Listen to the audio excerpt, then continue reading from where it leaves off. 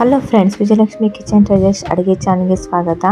ನಾವು ಮಾರ್ಕೆಟಿಗೆ ಹೋದಾಗ ತಂದ ವೆಜಿಟೇಬಲ್ಸ್ ಮತ್ತು ಫ್ರೂಟ್ಸ್ನ ಹೇಗೆ ಕ್ಲೀನಾಗಿ ಇಟ್ಕೋಬಹುದು ಬಹಳ ದಿನಗಳ ಒಳಗೆ ಅಂತ ನೋಡ್ಕೊಂಬರೋಣ ಬನ್ನಿ. ಇವತ್ತು ಮೊದಲಿಗೆ ಒಂದು ಬೌಲ್ನಲ್ಲಿ ನೀರನ್ನು ಹಾಕಿ ಅರ್ಧ ಟೇಬಲ್ ಸ್ಪೂನ್ ಸೋಡಾನ ಹಾಕಬೇಕು. ನಂತರ ಯಾವುದೇ ಫ್ರೂಟ್ಸನ್ನು ಇದ್ರೂ ಕೂಡ ಅದರಲ್ಲಿ ಹಾಕಿ ಒಂದು 15ರಿಂದ 20 ನಿಮಿಷ ಬಿಡಬೇಕು. ಹೀಗೆ ಮಾಡೋದ್ರಿಂದ ಅದರ ಮೇಲ್ಗಡೆ ಇರೋ ಕೆಮಿಕಲ್ಸ್ ಎಲ್ಲ ಹೋಗ್ಬಿಡತ್ತೆ. ನಂತರ ಚೆನ್ನಾಗಿ ತೊಳೆದು ಮತ್ತೆ ಫ್ರೆಶ್ ನೀರನ್ನು ಹಾಕಿ ಮತ್ತೆ ಒಂದು 10 ನಿಮಿಷ ಇಡಬೇಕು. ಇವಾಗ ಒಂದು ಪ್ಲೇಟ್ನಲ್ಲಿ ಹಾಕಿ ಚೆನ್ನಾಗಿ ಒರೆಸಿ ಬೌಲ್ನಲ್ಲಿ ಇಟ್ಕೊಂಡ್ಬಿಟ್ರೆ ಆಯಿತು. ಹೀಗೆ ಎಲ್ಲ ಫ್ರೂಟ್ಸನ್ನು ಮಾಡಿ ಇಟ್ಕೋಬೇಕು. ಒಂದು ಏರ್ ಟೈಟ್ ಕಂಟೈನರ್ನಲ್ಲಿ ಟಿಶ್ಯೂ ಪೇಪರ್ನ ಹಾಕಿ ತಂದ ಎಲ್ಲ ಸೊಪ್ಪುಗಳನ್ನು ನಾವು ಚೆನ್ನಾಗಿ ಬಿಡಿಸ್ಕೊಂಡು ಇಟ್ಕೋಬೇಕು. ಇದರಿಂದ ತುಂಬ ದಿನ ಬಾಳಿಕೆ ಬರುತ್ತೆ.